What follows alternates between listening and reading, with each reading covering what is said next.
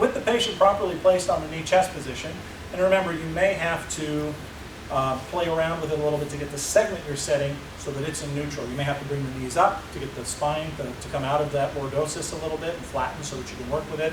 You may have to raise the shoulders a little bit to put a little more kyphosis into the thoracic.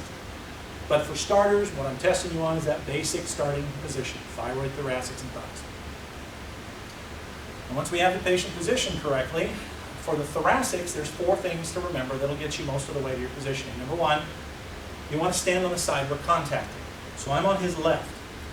That means I can do a PL, spinous is to the left. I can do a PLS, spinous is left and the wedge is open on the left. I can also do a PRI-T, which would be a left transverse contact. So for the thoracics, we're going to stand on the contact side. That's number 1. Number 2, I have 2 choices for either a spinous or transverse contact. So for a spinous contact, we're going to place the hand at 45 degrees. So if I'm contacting this spinous, and this is one of the other rules, for the top 3, we're going to go ahead and use an inferior hand contact. So for the top 3 here, I'll use the hand closest to the patient's knee, top 3 hand by the knee. So we'd have an inferior hand contact. You do your tissue pull, and I'll show you that on his skin in just a minute. Small tissue pulls until the skin's tight over the contact and slip that piezoform. Soft piezoform, so you're catching the inferior corner of it. And when we're down here in the mid-thoracics, where there's longer spinuses, you can see how these overlap. I don't want to be on the tip of the spinous. That'll shove me through the vertebra below. So I'm going to move up to the body of the spinous. Again, small tissue pulls, this time an inferior hand contact, and it sets in. The 45 degrees allows a comfortable spinous contact, and it gives you a little bit of lateral to medial vector for the rotation.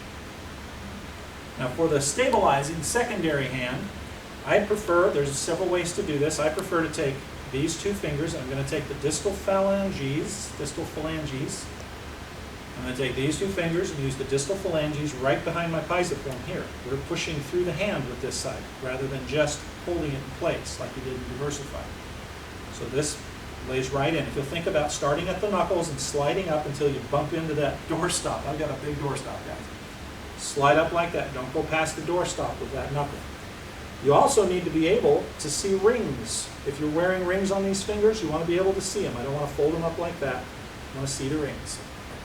Put your back sag in so that you're not folded up this way. And you have your toes up under the table so I can get my center of gravity over the top of this thing. Okay? So there's a spinous contact, hands at 45.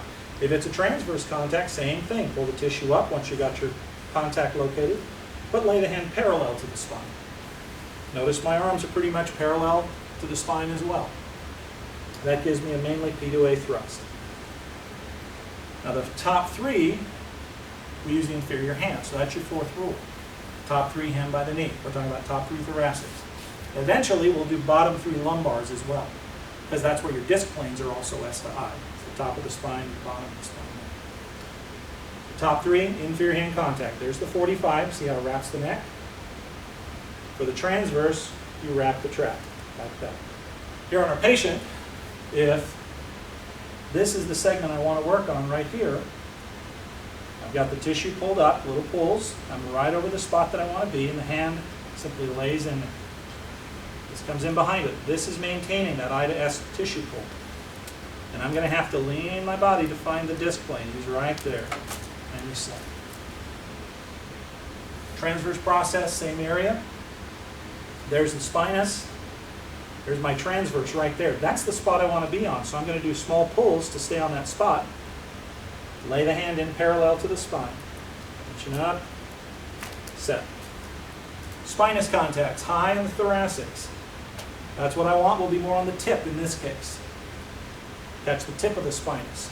And you wrap the back of the neck this way. And behind it, set.